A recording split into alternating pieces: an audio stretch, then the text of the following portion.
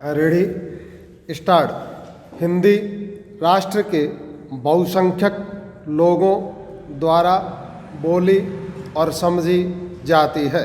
पाई इसकी लिपि देवनागरी है जो अत्यंत सरल है। पाई पंडित राहुल सांकृत्यायन के शब्दों में हमारी नागरी लिपि दुनिया की सबसे वैज्ञानिक लिपि है।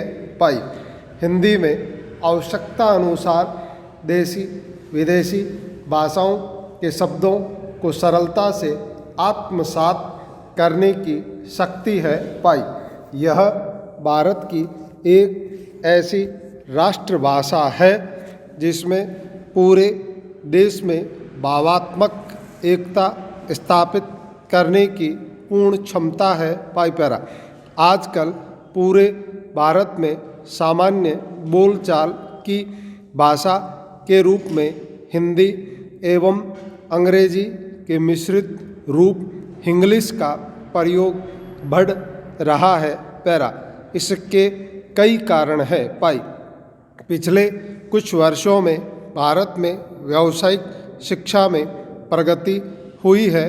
पाई अधिकतर व्यावसायिक पाठ्यक्रम अंग्रेजी भाषा में ही उपलब्ध है और विद्यार्थियों के अध्ययन का माध्यम अंग्रेजी भाषा ही है। पाई इस कारण से विद्यार्थी हिंदी में पूर्णतः निपुण नहीं हो पाते। पाई वहीं अंग्रेजी में शिक्षा प्राप्त युवा हिंदी में बात करते समय अंग्रेजी के शब्दों का प्रयोग करने को बाध्य होते हैं क्योंकि हिंदी भारत में आम जन की भाषा है। पाई इसके अतिरिक्त आजकल समाचार पत्रों एवं टेलीविज़न के कार्यक्रमों में भी ऐसी ही मिश्रित भाषा प्रयोग में लाई जा रही है। इन सब का प्रभाव आम आदमी पर पड़ता है। पाई पैरा भले ही इंग्लिश के बहाने हिंदी बोलने वालों की संख्या बढ़ रही है किंतु इंग्लिश का बढ़ता प्रचलन हिंदी भाषा की गरिमा के दृष्टिकोण से गंभीर चिंता का विषय है।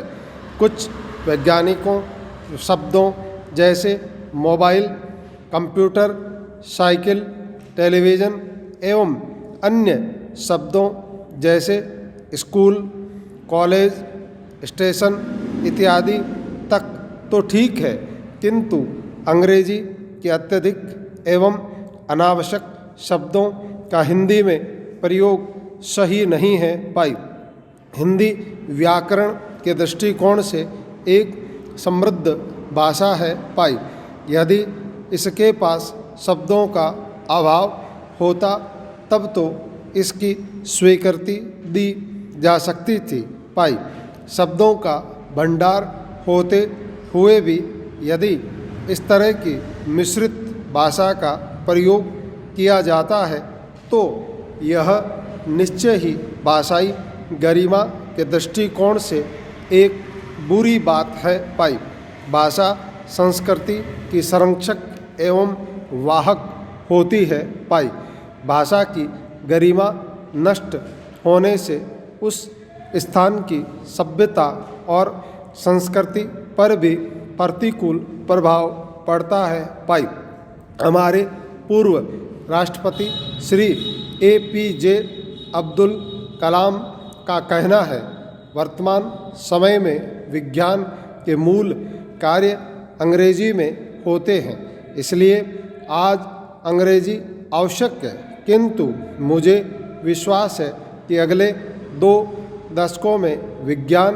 के मूल कार्य हमारी भाषाओं में शुरू हो जाने चाहिए और तब तक जापानियों की तरह हम आगे बढ़ सकेंगे।